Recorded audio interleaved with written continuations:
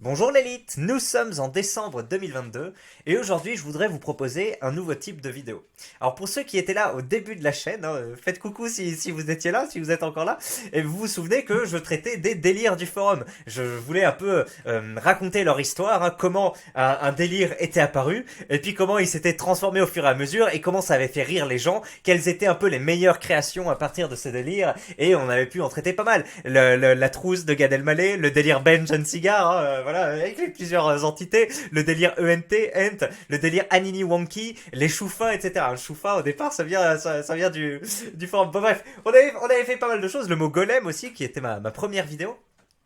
C'était des vidéos qui vous plaisaient bien, mais qui demandaient pas mal de recherche et même comment ça s'appelle, d'organisation, puisque je devais un peu organiser, etc. Et puis après, voilà, on parcourait le fil du délire et c'était intéressant. Alors, au fur et à mesure, j'en ai moins proposé parce que c'était pas mal de temps de les préparer et au final, ça faisait moins de vues, ça demandait plus d'investissement et ça faisait moins de vues que des vidéos délire. Alors, du coup, que des vidéos d'actualité. Donc, du coup, j'ai plus donné la main à des vidéos d'actualité et puis parfois, quand il y avait des jolis délires comme l'homme sirop ou ce genre de choses, je les ai traités à part entière. Enfin bref, j'en fais moins en tout cas, et là j'en ai deux ou trois dans ma besace que je dois traiter un de ces quatre, notamment le délire, le fou du village Dream. Voilà, vous êtes au courant. Et donc, en parallèle de ça, il y a un autre monde sur lequel je vais plus depuis quelques mois. Moi je vais moins sur le forum depuis quelques mois et beaucoup plus sur Twitter. Ben voilà, c'était Twitter tout simplement. Et il faut savoir que sur Twitter, il y a un peu voilà, comme sur le forum, des trucs qui partent d'une connerie ou autre et qui sont montés en épingle et qui font bien rire les gens. Parfois pendant quelques journées, parfois pendant tout longtemps. Et je voulais vous proposer, voilà, qu'est-ce que vous en pensez. Est-ce que ça vous intéresse de voir ça, etc. Et est-ce que ça vous fait marrer? Normalement oui, on est tous des humains, même si, quand bien même, moi je faisais assez partie, à l'époque où j'ai commencé mes vidéos, j'allais jamais sur Twitter et c'était pour moi un monde à part. Et j'en avais plutôt un mauvais aperçu, un mauvais point de vue, et je voyais pas de quelle manière ça pouvait voilà, être rigolo, être plutôt positif. Bon, au final, c'est comme le forum, hein. Les gens qui connaissent pas le forum, pareil, ils croient que c'est un repère où t'as que de la noirceur, que des propos racistes, misogynes, etc. Mais voilà, comme j'ai pu le montrer avec ma chaîne, il y a l'émergence de délires sympathiques. Bah, sur Twitter, c'est la même chose. Quand bien même, vous savez qu'on peut mettre des likes, etc. Donc les rappeurs sont un peu faussés, puisque la popularité est gonflée, donc alors que sur le forum, justement, c'est le principe qu'il n'y ait pas de like, donc chaque parole a la même valeur, et donc ça crée quand même deux univers différents, mais ça n'empêche pas que peut y avoir des messages positifs sur Twitter, peut y avoir même à certains moments des dynamiques de positivisme, je sais pas comment dire, qui vont rabrouer plutôt les gens qui vont essayer de critiquer, qui vont essayer voilà, de détruire un peu des initiatives louables, alors que sur le forum, comme une parole égale une parole, et ben tu peux avoir, vous voyez, on peut plus vite être accablé, etc. Alors que là, tu peux avoir des ratios, hein, c'est tout le truc des ratios sur Twitter, peut-être qu'on expliquera ça un jour. Et donc bref, sur Twitter, ça peut être sympathique. Et moi, je voulais vous aborder aujourd'hui un truc qui m'avait fait rire et qui en a fait marrer pas mal au moment de Halloween. Hein, donc, la fête en français, je sais pas comment on dit, peut-être la Toussaint, ça doit correspondre au niveau des dates. La fameuse fête Halloween où on prend un potiron et on met des bougies dedans. Et à cette occasion, on a un député, enfin, non, c'est pas un député, mais c'est un mec qui était au Parti Socialiste, boomer en situation d'obésité, qui s'appelle Gérard Filoche. On dirait qu'il a fait un AVC en direct en fait, on sait pas trop. Il a tenu des propos incohérents et assez agressifs alors qu'au départ t'avais juste une photo d'un potiron et donc ça a créé un échange lunaire et les gens se sont marrés. Et ben moi l'idée, je vous propose de revenir sur ce tweet, voilà, de le voir en direct, on va voir si ça vous fait marrer, normalement ça va me faire rire. Et puis après de voir un peu ce que les gens, comment ils les ont détournés, hein. À la fin on va avoir l'explication de mais pourquoi Gérard Filoche a réagi comme ça à ce tweet au départ. Et voilà, ça vous fait ça nous fera peut-être une petite balade tous ensemble. Aussi, Gérard Filoche était déjà connu avant, notamment sur le forum, et notamment moi-même pour deux sorties dans les médias. Je vous propose de revenir aussi un peu là-dessus très rapidement. On va un peu contextualiser, mais qui est ce boomer et pourquoi des gens le suivent sur Twitter, et donc voilà, pour expliquer un peu d'où il sort. Ma foi, c'était une introduction, mais pour vous donner le contexte, et pour vous donner un peu aussi mes motivations, parce que ça peut surprendre des gens, même si vous voyez parfois des trucs sur Twitter ou autre, vous savez pas forcément que j'y passe pas mal de temps, et même au premier degré, parfois, je suis happé de la même manière que des délires du forum me motivent et me font rire, des délires de Twitter peuvent aussi me parler, tu vois. Donc, c'est. Voilà. Écoutez, mais par contre, je vous incite vraiment pas à ouvrir un compte dessus, etc. Non, non, c'est bon. C'est un aspirateur à temps libre et je suis pas sûr que ça soit très positif dans votre vie d'y aller. Après, il y a des gens qui font des rencontres, etc. Peut-être qui mènent à bien des projets, mais ça m'a l'air d'être quelque chose où tu vas mettre 90% d'émotions négatives et de temps perdu au lieu d'être productif que d'autres. Moi, j'y vais parce que, mine de rien, il y a pas mal, comme ça, là, de sujets de vidéos et je peux me documenter un peu comme Psychodélique aussi, il voit apparaître des trucs, donc c'est pas mal. Mais j'y vais 30% de manière efficace. Il y a beaucoup de choses que je fais sur Twitter qui servent à rien, c'est du temps perdu alors que je pourrais faire autre chose. Donc bref, voilà, pour vous dire, attention, je vous encourage pas, restez sur mes vidéos plutôt, et mes vidéos, mais en même temps, faites autre chose. Voilà, attention, vous savez, vous faites la cuisine, vous faites la vaisselle, vous allez marcher, vous faites du sport, vous faites des trucs comme ça, voilà. Évitons de rester passif, et là, sur Twitter, t'es forcément passif. Bon, après, voilà, si t'es dans les toilettes ou dans le truc, bref. Non, le RER. On arrête ça, on vous envoie le générique, mes bons clés, et c'est parti pour cette première exploration de délire Twitter, le potiron de Gérard Filoche, le député. Non, c'est pas un député, allez, bref.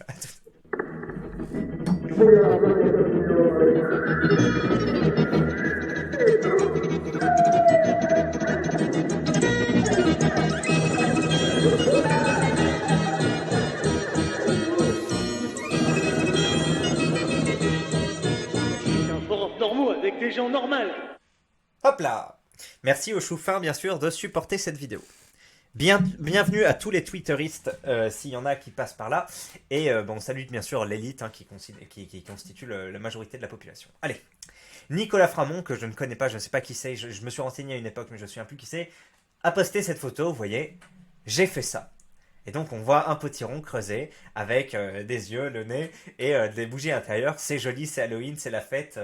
Voilà, on vit dans un pays où... Bon, bref, c'est sympa, c'est chouette. Et là, on a ce commentaire de Gérard Filoche qui répond au tweet, donc avec la photo de Potiron, qui dit « Si Macron dissout, il lui arrivera ce qui est arrivé à Chirac. » Voilà, le truc ne sort de rien, il n'y a pas de majuscule aussi, mais il dit ça, voilà. Si Macron dissout, il lui arrivera ce qui est arrivé à Chirac. Je vous rappelle, donc là, ça date effectivement du 31 octobre 2022. À l'époque, on se disait peut-être que Macron va faire la dissolution de l'Assemblée nationale, même on se le disait encore plus récemment, là. Puis finalement, j'ai pas l'impression que ce soit fait, parce que je pense que j'en ai entendu parler. Alors qu'à un moment, il disait, ouais, il va y avoir l'opération dissolution, ou je sais pas quoi. Au final, ils n'ont pas dissolu. Ce ne sont pas des sacrieurs niveau 114. Donc voilà, il se passe ça. Ok, première interaction, merci Gérard. Que va répondre Nicolas Framont qui a posté ça? Oui, mais quel est le rapport avec mon potiron? Et là, Gérard Filoche lui répond l'agresse avec 3 points d'interrogation. Il fait donc 3 points d'interrogation. Êtes-vous vraiment sûr de votre potiron? Et regardez l'image qu'il poste. Donc une image qui n'a aucun sens dans la discussion. Après, elle a un sens en elle-même. Hein. On voit qu'il y a une espèce de police ou de militaire, enfin, qui surveille. Et d'un côté, il y a les pauvres qui ont rien à manger et qui sont plutôt noirs, qui passent les mains à côté du grillage. Et puis de l'autre côté, tu as des blancs, certains voilà, en pleine forme physique, d'autres en situation d'obésité. Donc est-ce qu'il n'y aurait pas un peu de fat shaming là-dessus? Je sais pas. Mais bref, vous voyez donc les riches qui s'amusent pendant que les pauvres mendient. Et la police qui les protège. Très bien, très belle image, en dépit de sa grossophobie, mais tu dis quel est le putain de rapport avec la photo de Potiron au départ? Et là, il y a un mec qui s'appelle The Jokerminator qui dit ça va pas là, Gérard. Et là, Gérard Filoche répond encore un de ces tarés qui me traitent de malade, d'alcoolique, de gros porc, de déficient mental, de vieux sénile, de débile, d'inculte, de paresseux, de parasite, qui veulent ma mort et pisser sur ma tombe. Tous ces tarés-là, incapables d'idées, je les élimine de ma liste TL. On dirait un peu comment ça s'appelle, une tirade à la Cyrano à la fin, bref, comme ça. Et il y a une fille qui lui répond mais c'est un potiron, Gérard. Voilà, ça c'est le délire en lui-même. C'est comme le délire de la trousse, hein. Vous allez dire le délire de la trousse de Gad Elmaleh, c'était il est 18h, je ferme ma trousse, il n'y avait rien, et pourtant ça a fait marrer tout le forum pendant 5 jours, donc ne jugez pas trop vite. Mais de toute façon, même si vous jugez vite, je suis désolé, enfin, tu dis mais qu'est-ce que c'est que ce délire, hein? Pourquoi le mec il parle de Macron? Pourquoi après il réagit comme ça? Et pourquoi ils se sont attaqués direct et il se défend là-dessus?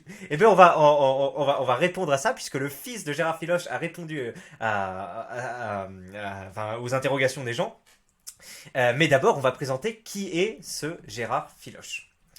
Et alors comment on va voir ça? Donc ça voilà, c'est le tweet original de Nicolas Frémont, je vous le mettrai dans les descriptions. Pas une photo, hein, j'ai fait ça, vous voyez. Si Macron dissout, il lui arrivera ce qui est arrivé à Chirac. Et maintenant, on va voir qui est Gérard Filoche, parce que voilà, peut-être que c'était juste une personne comme ça qui n'était pas du tout suivie sur Twitter. Peut-être que ça aurait pas créé autant des mois que ça, mais il faut savoir que Gérard Filoche, il y a quand même plusieurs milliers de personnes, je pense, qui le suivent.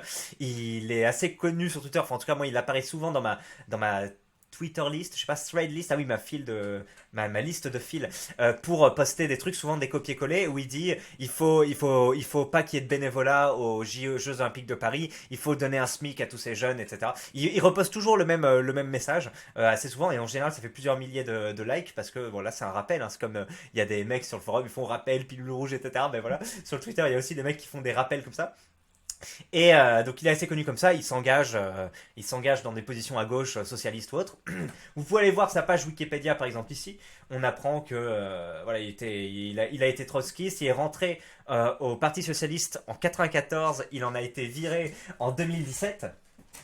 Il a jamais été député, hein, de ce que j'ai vu, je crois pas de mandat électif, mais faisait partie des animateurs, donc les gens, je pense qu'on envoie dans les médias pour parler. Et voilà, sur le forum, il y a 2 topics qui en parlent, donc Gérard Filoche menace une citrouille de dissolution. Donc ça déjà le titre est génial. Et après donc il était connu en octobre 2022 aussi cette année apparemment. C'était Aya l'interview de Gérard Filoche par Anna Cabana. Ah oui mais non c'était une interview de il y a 5 ans. Donc non de il y a 4 ans. Une interview il y a 5 ans apparemment. C'est peut-être pour ça qu'il s'est fait virer de comment ça s'appelle du Parti Socialiste en 2017 à cause de ce tweet. Et on va voir quel était ce tweet. C'était voilà cette image, vous voyez. Donc c'était le 17 novembre 2017. On voit des personnalités qu'on connaît bien avec, donc ça si vous connaissez pas c'est Patrick Drahi, le patron notamment de BFM TV, là Jacques Attali et là c'est un Rothschild je sais plus, et à côté il y a Macron avec un brassard pseudo-nazi mais où il y a $1 dessus, en marche vers le chaos mondial avec un drapeau d'Israël, un drapeau des États-Unis et des liasses de billets derrière. Et lui, il a retweeté ça en disant un sale type. Les Français vont le savoir tous ensemble bientôt. Alors, désolé d'exhumer des mauvais souvenirs si Gérard Filoche tombe sur cette vidéo, je pense pas. Mais voilà, il a partagé ça parce qu'en fait, il tweet énormément, énormément. Mais comme c'est pour ça qu'il y a des gens qui se posent des questions sur son état mental. Enfin, c'est pas comme l'homme sirop, mais c'est un peu comme ça. Il tweet des trucs. Parfois, ça a pas de sens. Parfois, il répond à des personnes à côté, etc. Comme là, le truc avec le mec de la citrouille. Et donc, on se dit, mais qu'est-ce qui se passe? Et donc, en fait, il est voilà très critique à l'égard de Macron et il a des positions très très socialistes. Et donc, il a posté ce truc-là pour se moquer de Macron, mais il l'a regardé en 2 secondes. Il a dit, tu sais, comme un boomer, qu'il est boomer. Tu sais, j'étais à côté une fois dans un avion. J'ai passé, et donc le vol faisait 1h30, sans déconner, je savais pas que ça existait. J'étais à côté, peut-être pas d'une boomeuse, mais vraiment d'une dreameuse, donc une French dreameuse de 45 ans, bien du Nord, enfin je sais pas, j'ai pas entendu parler avec l'accent, mais elle avait vraiment une gueule typique française que tu vois dans les reportages de C'est à vous, enfin je sais pas, mais tu vois, donc bien prolétaire, enfin je sais pas prolétaire, non pas du tout en plus, pas prolétaire, mais bref, la française de base.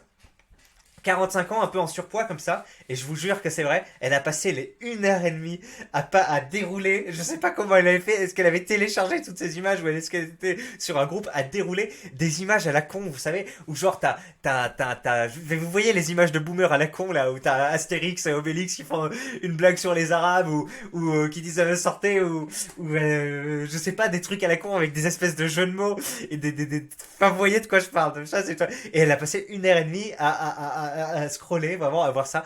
Et donc, je sais pas, 1000 images, quoi, un truc comme ça. C'est l'espèce de TikTok pour les personnes du second âge, je sais pas comment on dit, mais du second ou du troisième âge. Il y avait ce truc-là, donc c'était incroyable. Et bref, lui, il a dû faire comme ça. Il y a des gens qui lui envoient des espèces de montages anti-Macron, et du coup, il en a chopé un, et il l'a publié. Sauf qu'il savait pas, et sauf que le truc était pas extrait de n'importe où, il venait de égalité, réconciliation.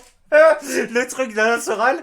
Et bon voilà, c'est quand même très connoté avec trois amis qui partagent peut-être une même religion, qui tireraient les ficelles d'un petit Macron avec un brassard comme ça, le drapeau d'Israël, etc. Donc voilà, c'est très nouvel ordre mondial. Et ça ne pardonne pas quand t'es une personnalité publique qui tweet ça. Et donc après, il s'était fait enchaîner, s'était pris des grosses patates par la truc médiatique. Donc là, regardez, ça c'était en 2012. Je vais vous parler après parce que moi c'est comme ça que j'ai connu. Et ça c'était donc en 2017 à l'occasion. Donc on peut dire, bon bref, évitons les, bref. Et donc il était interrogé sur BFM TV du coup pour s'excuser ou expliquer ce truc. Et donc lui, il a dit non, j'ai été con de tweeter ça, je me suis pas rendu compte, etc. Je me suis excusé. Mais les gens le disent, mais ça suffit pas de s'excuser, etc. Vous vous rendez compte du truc, etc., etc. Et bah il l'engueule grosso modo et il le culpabilise. Et voilà, c'est une interview qui avait fait assez parler à l'époque. Et on voit dans les commentaires les mecs qui disent honte à vous, etc. Limite, ils voudraient qu'il se tranche son gosier bien épais en pénitence de ses crimes, de son tweet. Donc voilà, je vous en passe un extrait là, 5 secondes. Comme ça. Faut pas qu'il s'étonne de les avoir en face de lui. Il peut pas traiter les gens de fainéants, de cyniques. Il peut pas dire qu'il y a des gens qui sont de rien. Non, voilà. Et donc voilà, lui il se plaint, il dénonce Macron, etc. Et l'autre il dit oui, c'est antisémite tout, mais en fait le boomer filoche, je pense qu'il a vu le truc en 5 secondes et il l'a posté. Il a pas du tout capté que c'était avec Drahi, le mec de Rothschild qui doit pas connaître, etc. Donc c'était assez drôle et les mecs lui cassent les couilles là-dessus. Donc ça c'est un truc, je vous mettrai le lien en description si vous voulez regarder les journalistes qui sont sans doute je sais pas, j'ai pas de métaphore mais voilà, des journalistes de chez BFM TV le prendre à partie à ce sujet. Et puis après, bah, moi je le connaissais, donc ça c'était encore 5 années plus tôt, donc en 2012 ou 2013. Vous savez, Gérard Cahuzac, ou Jérôme Cahuzac, c'était un ministre, le ministre du budget macroniste, qui était au départ, je crois, chirurgien ou un truc comme ça. Donc, enfin bref, en tout cas, le mec était arrivé ministre du budget. Il avait, voilà, la commission avait des soupçons qu'il avait des comptes en Suisse. Il a dit non, non, j'ai pas de compte en Suisse. Et puis finalement, il avait dit les yeux dans les yeux devant une instance, sérieuse. Et puis finalement, on avait découvert qu'il en avait. Et puis je crois qu'on disait 600 000 euros à l'époque, mais apparemment c'était quand même plus. Et donc bref, tu dis attends, c'est le ministre du budget, le mec il est censé voir combien on dépense en France et établir des normes strictes et tout qui vont conditionner après même la vie des gens, hein, parce que le budget de l'hôpital, le budget des trucs et tout, enfin c'est vraiment des décisions lourdes de conséquences derrière. Et le mec, cet enculé, il fraude il fraude le système. Donc tu dis attends, c'est lui qui dit à tout le peuple français comment ça va se passer, mais le gars lui-même il paye pas ce qu'il devrait. Donc c'était un truc de fou. Et lui, il avait fait une des sorties qui avait bien marqué son époque à cette époque, puisque le mec était du Parti Socialiste, faisait partie du cru, mais bon, c'est l'aile gauche du Parti Socialiste, hein, très, très ouvrière, voilà. Peut-être un penchant woke aussi, mais je suis pas trop sûr, mais en tout cas un peu à l'ancienne, tu vois, cheminot, tout ça. Et ben il s'était émoustillé à la radio. Moi je m'en souviens, je me foutais de sa gueule avec mes potes. Bon, à l'époque j'étais pas particulièrement politisé, mais je me souviens, j'avais vu ce type parler avec une voix tremblotante et faire ça. Donc je me souviens, je l'imitais un peu, qui frotte lui-même. Mais bref, mais en tout cas ça montrait qu'il y avait des mecs qui étaient vraiment, enfin qui voyait la tromperie de Hollande, le faux socialiste, bref, qui chiait après sur les travailleurs. Et donc on va écouter ça quelques secondes. Personnes qui sont pauvres, au moins 900 euros par mois, dont on parle pas. Et on est en train de mégoter pour un petit budget pour atteindre 0,5% de déficit, et on a un chef du budget qui fraude lui-même, qui ment les yeux dans les yeux. Vous croyez que comme membre du bureau socialiste, j'y suis depuis 20 ans, je peux supporter ça? Vous croyez que les politiques, les militants, les syndicats peuvent supporter ça? Une seule fois. Moi je peux pas tous les jours, je fais des réunions tous les jours. Voilà. Et donc oui, vous voyez son émotion qui est pas feinte. Le mec, voilà, il s'engage socialiste, etc. Il croit en Hollande. Il y a des gens qui y croyaient à l'époque. Et puis après, il voit, attends, Hollande, qu'est-ce que c'est que cette merde, la CICE? Pour ceux qui connaissent pas le CICE, c'était un crédit d'impôt pour les grandes entreprises, sans qu'elles soient obligées d'embaucher des gens derrière. Et c'est un truc genre, du coup elles ont pas payé des milliards en impôts et elles ont embauché genre 1000 personnes en tout. Enfin un truc dérisoire par rapport au truc. Donc bref, le Hollande il a fait des trucs comme ça. Je crois qu'il a joué sa part aussi dans la privatisation des autoroutes, mais je suis pas sûr. Enfin, bref, il a commencé à faire des trucs de fou comme ça, alors que c'est des socialistes comme lui, pur et dur on va dire, qui l'ont porté. Donc c'était un truc de fou. Donc voilà pourquoi moi je le connais. Alors maintenant, on va voir, maintenant qu'on a recontextualisé Gérard Filoche, pourquoi il était un peu connu et comment, voilà, quel était ce tweet, voilà. On va voir ce que les gens ont dit de rigolo.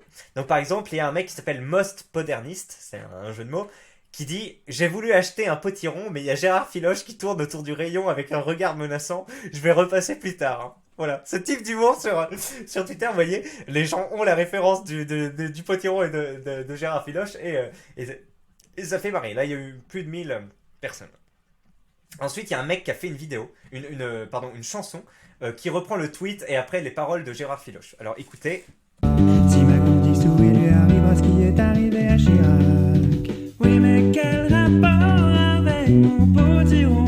Bon, ça fait un peu pitié, ça se voit que le mec il force un peu trop sur sa gorge et tout. Ah, c'est l'effet comique qu'il voulait, mais bon, du coup c'est un peu gênant. Mais bon, vous voyez, il dit si Macron dissout, il lui arrivera ce qui est arrivé à Chirac. Donc bref, il a repris la truc en chanson. Voilà, il y a eu ça comme éclat de génie. Et puis après, à un moment, il y avait des mecs qui disaient des trucs drôles. C'était où?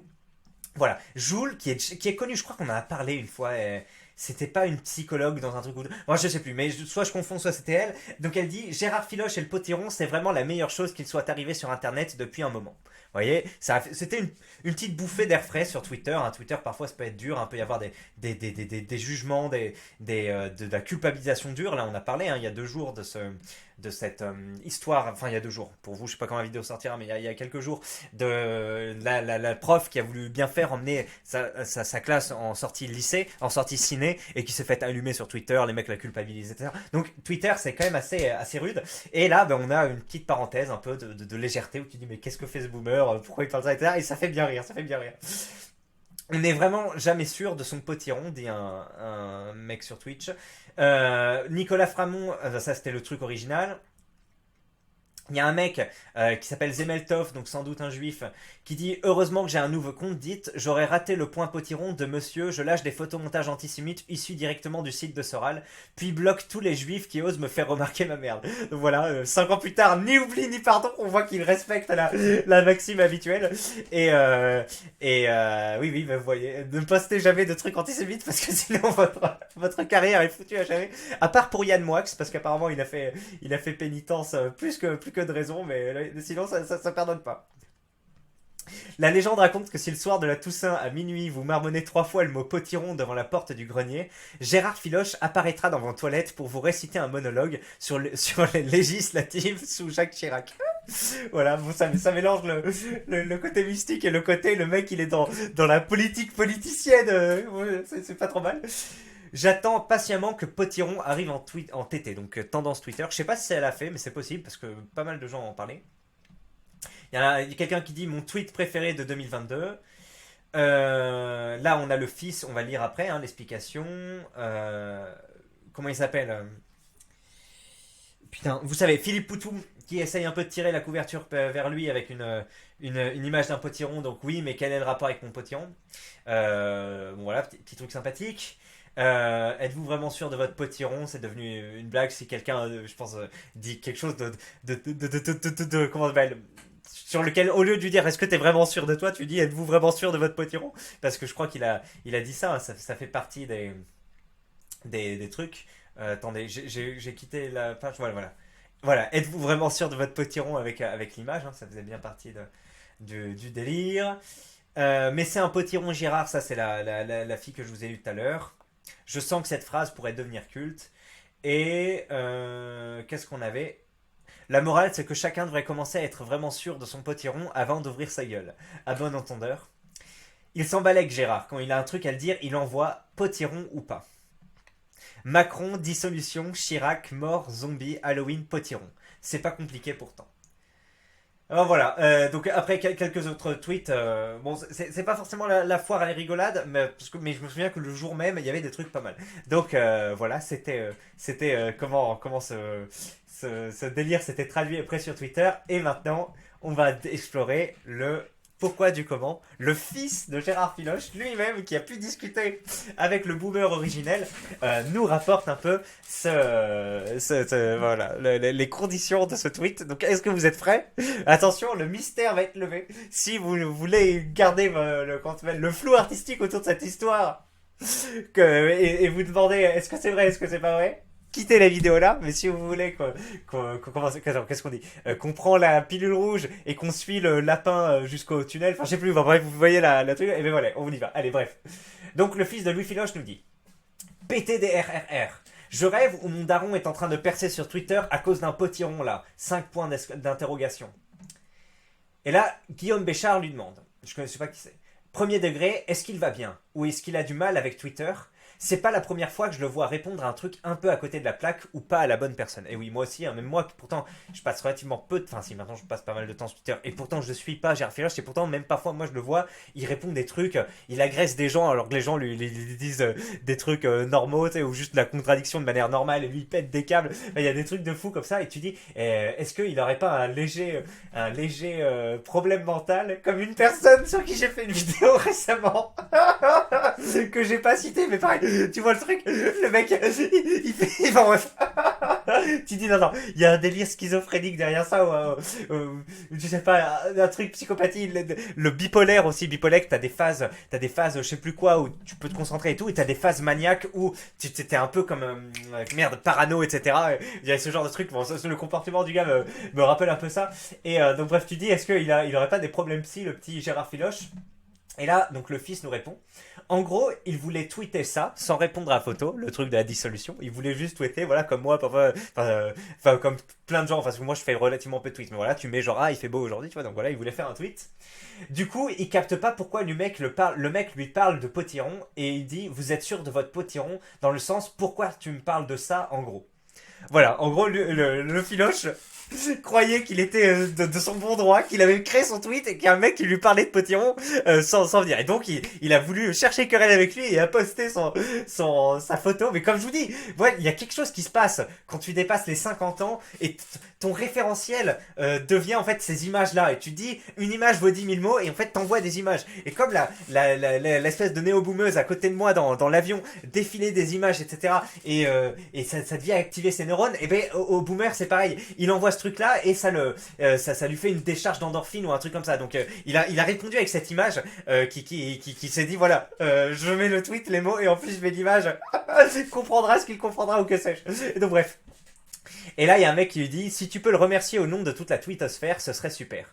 Ton père est un militant hors du commun et engagé comme peu savent l'être, mais là, il nous a atomisés avec le potiron. Quel roi, infini respect.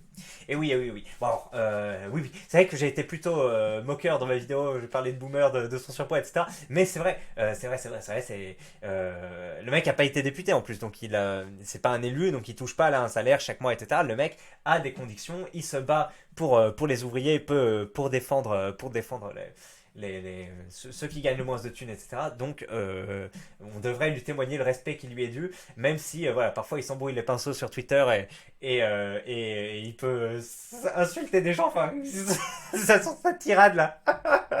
La tirade où il commence à dire. Attendez, là, il dit quoi déjà? Encore un de ces tarés qui me traite de malade, d'alcoolique, de gros porc, etc. Mais c'est parce qu'il en a gros sur la patate. Mais on comprend qu'au départ, enfin bref, on lui témoigne du respect pour ça.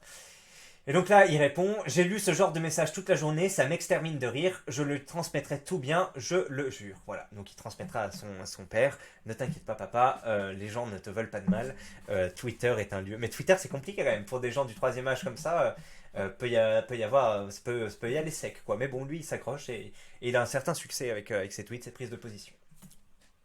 Voilà mes clés, 30 minutes sur cette histoire qui aurait pu être traitée beaucoup plus vite, je vous l'accorde, si on avait juste parlé du tweet, des trucs drôles et de l'histoire, ça aurait pu être en 5 minutes, mais bon, on a recontextualisé, on a fait quelques blagues. Voilà, dites-moi si ça vous a plu, cette vidéo sur les, comment ça s'appelle, délire Twitter. Alors je pense bien que ça va peut-être moins se faire de vues que d'habitude ou moins se vous intéresser, hein.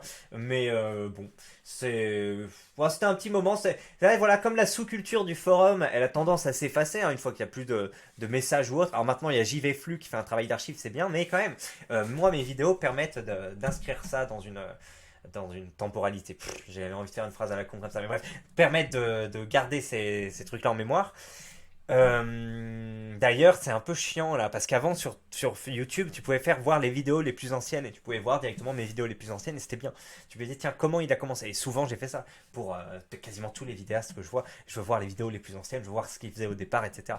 Donc, c'est important. Et là, ils le font plus, ces enculés. Tu fais que vidéos plus populaires ou vidéos récentes, mais vous me cassez les grappes. Enfin, voilà, vous êtes chiant. Pourquoi vous faites ça, YouTube?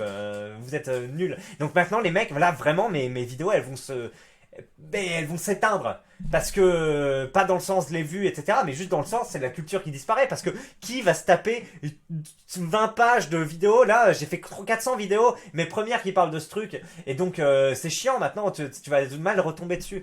Donc, elles sont plus aussi bien accessibles qu'avant. Donc c'est un sujet, voilà, cette culture va tomber dans l'oubli. Hein. Moi j'ai vu qu'il y a des élèves en Occitanie, là, ils apprennent le langage sifflé, parce qu'il n'y a plus personne en France qui parle le langage sifflé. Il y en a encore là dans des îles Canaries, et donc les mecs des îles Canaries ont un peu réexpliqué à des adultes comment faire cette langue, et maintenant ces adultes transmettent aux enfants. Il y a un cours où il y a toute une classe d'Occitan qui ils apprennent à siffler, tu vois, donc bon, c'est plus facile de parler que de siffler. Et bon, à l'époque, c'était bien si tu devais te faire t'entendre de loin en sifflant, etc. Donc, bref. Mais c'est une culture qui renaît et tout. Ça m'a touché. Et c'est un peu comme moi. Voilà, c'est cette culture du forum et peut-être même cette culture de Twitter aussi qui s'efface, puisque voilà, c'est un rouleau continu. Mais comme les vidéos aussi, c'est un rouleau continu. Mais bon, on va dire que c'est plus facilement accessible, plus facilement consultable plus tard que des tweets ou que des posts du forum. Voilà mes clés, je vous souhaite à tous une excellente journée.